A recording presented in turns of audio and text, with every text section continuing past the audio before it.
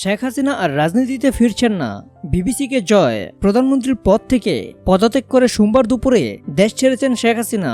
ভারতের গণমাধ্যম এনডিটিভির তথ্য মতে তাকে বহন করা উড়োজাহাজটি দেশটির উত্তরপ্রদেশের গাজিয়াবাদে হিন্দন বিমান ঘাঁটিতে অবতরণ করেছে। প্রধানমন্ত্রীর পদ থেকে সদ্য পদত্যাগ করা শেখ হাসিনার আর রাজনীতিতে ফিরছেন না বলে বিবিসিকে জানিয়েছেন তার ছেলে সজীব ওয়াজেদ জয়। তিনি বলেছেন, মায়ের আর কোনো রাজনৈতিক প্রত্যাবর্তন হবে না। একই সঙ্গে জানান, তিনি এত হতাশ যে তার সব কঠোর পরিশ্রমের পরও কিছু মানুষ তার বিরুদ্ধে দাঁড়াচ্ছে।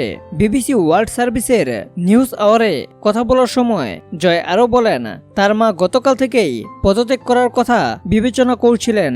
পরিবার জোর দেওয়ার পরে নিজের সুরক্ষার জন্য তিনি দেশ ছেড়েছেন।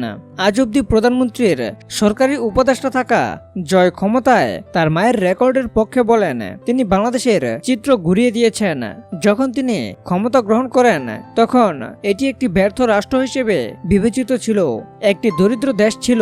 পরে আজ অব্দি এটি এশিয়ার গতিশীল অর্থনীতি হিসেবে বিবেচিত হতো। তিনি খুব হতাশ।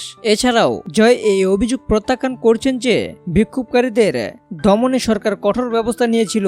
তিনি বলেন, আপনারা পুলিশ সদস্যদের পিটিয়ে মেরেছেন, গতকালই 13 জন মারা গেছেন। সুতরাং যখন জনগণ মানুষকে পিটিয়ে হত্যা করছে তখন পুলিশ কি করবে বলে আপনি আশা করেন?